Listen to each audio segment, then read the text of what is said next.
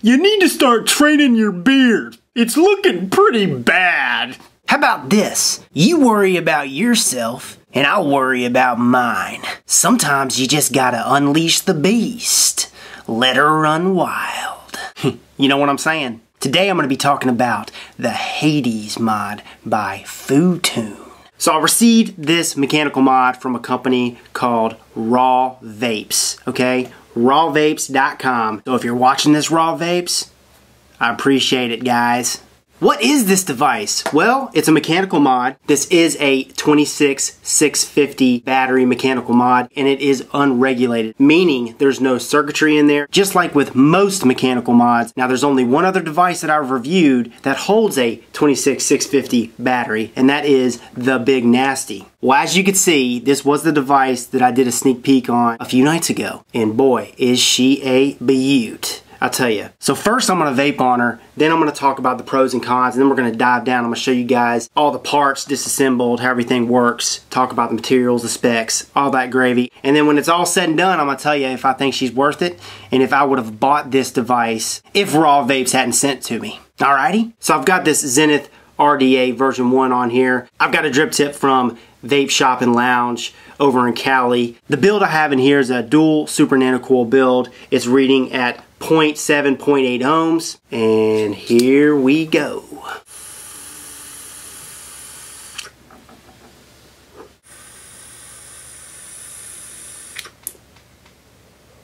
And as you can see, this thing hits like a freaking freight train. No, seriously, this thing hits hard, man. It hits just as hard as the Big Nasty, and the reason why I'm going to be comparing it to the Big Nasty is because the Big Nasty is the only other mechanical mod that I've reviewed that uses a 26650.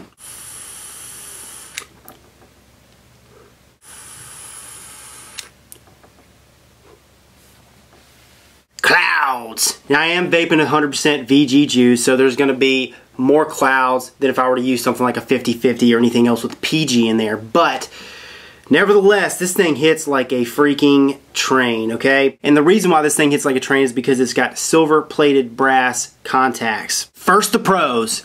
This thing is one of, if not the best looking mechanical mod that I've used to date. This thing is a freaking beaut.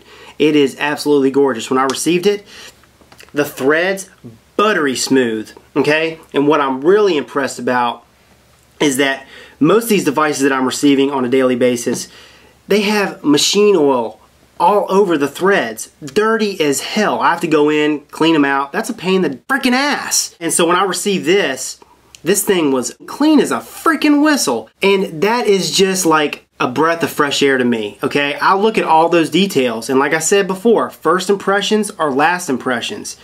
So immediately, when I see something that is of this quality, you know, the craftsmanship, you could tell that Footoon, the manufacturer of this device, they put a lot of time, they put a lot of effort, and the quality control, you could tell, is just fantastic. They clean off everything. Everything is just spotless. Big thumbs up in my book. Another pro. The contacts are made of silver-plated brass, which is super conductive, okay? Hits like a train, just like I mentioned. Like King Kong on steroids.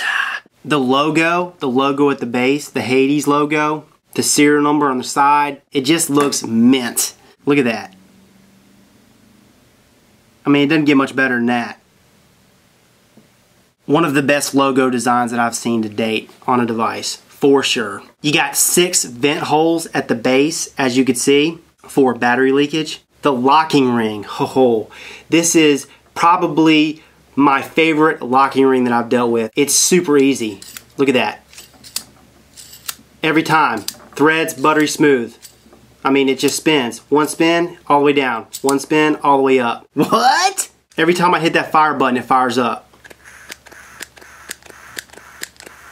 The threads of the 510 connection, buttery smooth, just like the rest of this device. Everything I've screwed onto this device has fit flush. And this goes back to every atomizer device that fits flush on here. You've got an adjustable pin, and the adjustable pin is super easy, okay? It adjusts to your battery and to your atomizer that you have on the 510 connection. Pretty much everything about this device screams success.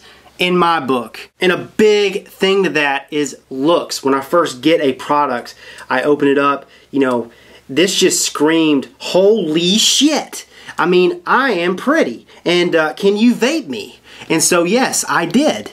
And I am liking a lot. And the fact that this holds a 26650 battery, the only mechanical mods that I use now are one, the Big Nasty, and this one. And this one trumps the Big Nasty because it's better looking. The threads, everything about this device is just neater. It's more professional looking. The materials are better. 316 stainless steel, the tube, brass accents. This has been my go-to mechanical for the past week over the Big Nasty. And that's also another 26650 battery mod. And the reason why I like 26650 battery mods is because I get a longer battery life, okay? So with this 0.7, 0.8 ohm build I have in this Zenith, I can vape for a couple hours, 2.5, 3 hours before I start to notice a big battery drop off. And for me, that's a big plus for when using a mechanical mod, because most other mechanical mods that take an 18650, an 18500, an 18350, they don't last more than an hour before you start to notice a battery drop off. And the more and more that I'm using these DNA 30 chips,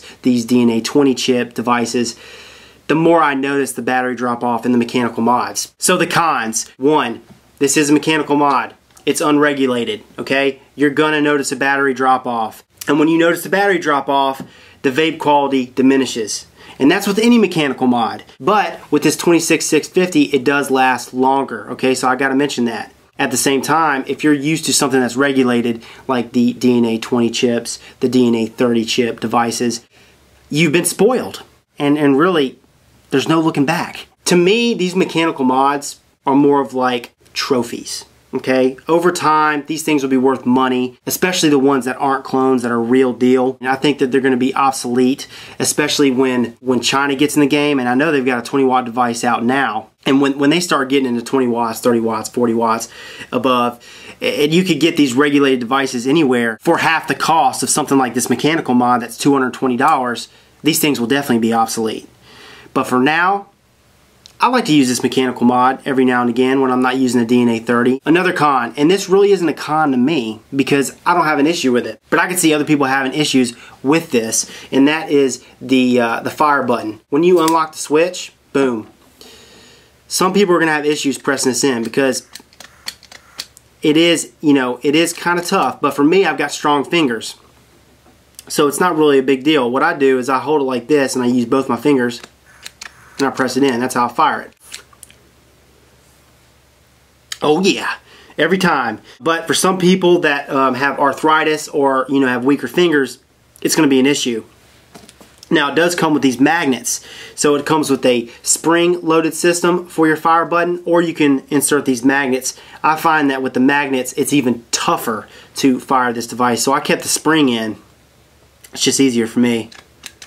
So now we're going to go ahead, dive down, show you guys all these parts. So let's go ahead and dive down, shall we? Hello, time out, time out. Okay, so if you're watching this for the first time, you're probably going like, what? But if you're watching this for the second time, you know what I'm doing, okay? You know what I'm talking about. I posted this video a few hours ago and realized I was totally wrong about something, and I'm definitely going to own up to it, okay? My fault. Originally, I stated there's a 510 adjustable pin up here, okay? And there is a spring in there. Now, I mentioned before in the first version of this video that that was a major con and that Footoon needs to take that out. Well, it so happens that you can actually take out the spring, which I'm going to show you how to do. I didn't even realize it, okay? Again, that's my fault. So before we get back to the original video, when we dive down, I'm going to add in there exactly what this spring looks like, the adjustable pin switch, how it's supposed to go together the right way, how you could take out the spring, etc. Okay? Alright, let's get back to it. People were saying before, you know, I had people comment after I posted the video for the first time, and they were saying, oh, it's gold plated.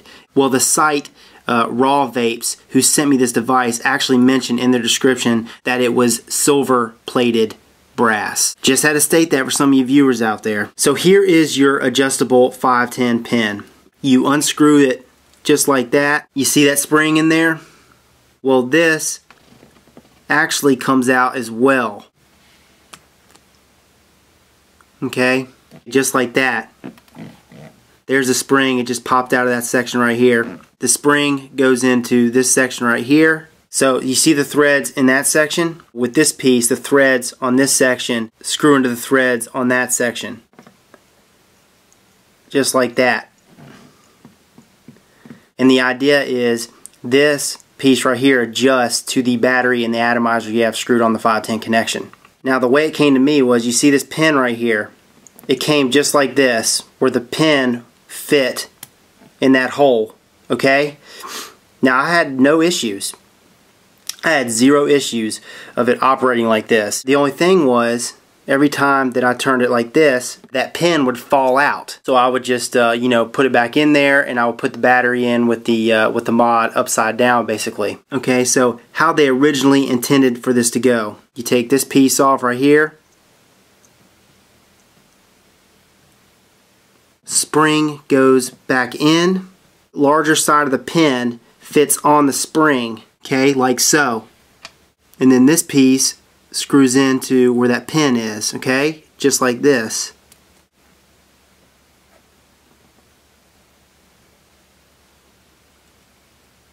Alright?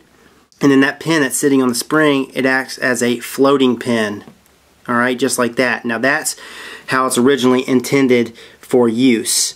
Then the O-ring side first goes into the bottom of the top portion of this device. It press fits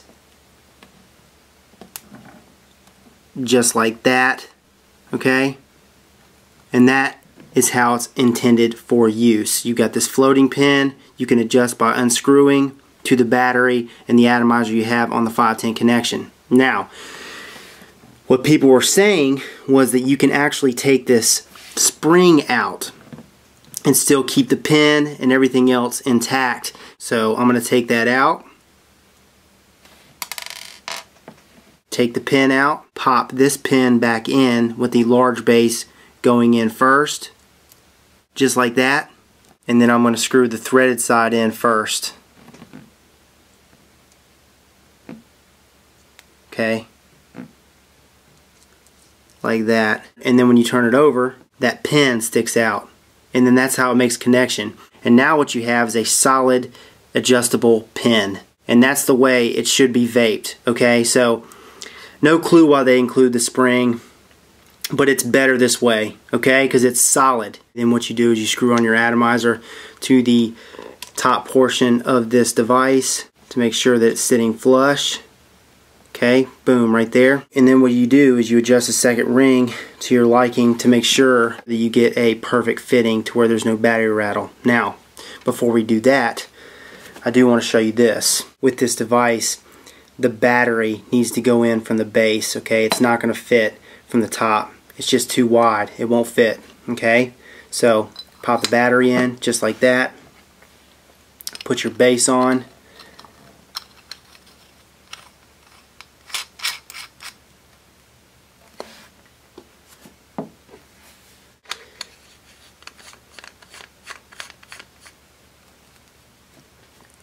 No battery rattle. It's perfect. It's good to go. See if she fires up.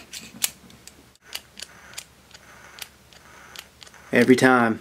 Now just so you know, with the spring in there, it hit just as hard as it did without the spring. But I know over time that this spring would definitely oxidize. I would have issues with voltage drop. I just wanted you guys to know that you have that option. You could take it out. So it's definitely not a con.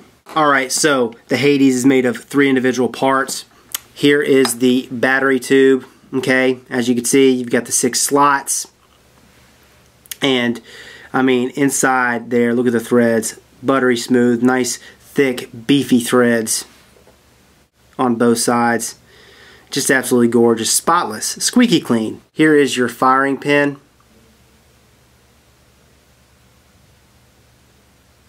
Great logo. There's your locking ring. So right now the ring is unlocked. Spin it clockwise to lock it, counterclockwise unlock it. Super easy ring. I mean, I love this ring. This ring is just, this ring is awesome. So when you unlock it and you fire it, super easy to fire it. To me, it's easy to fire this device, but some people that have also reviewed this say that it's a little hard for them to fire it, and I can see why. I mean, there is restriction there, but for me, not really a big deal. Fires every time for me. Here's the top portion of this device. 510 threads, buttery smooth. And if you do have battery rattle, unscrew this, adjust the pins at the top, loosen them in, tighten them up, make it fit tight to where you don't have battery rattle, and you're good to go. Alrighty, so that is the Hades mod. Let's go ahead and take her back to the original screen.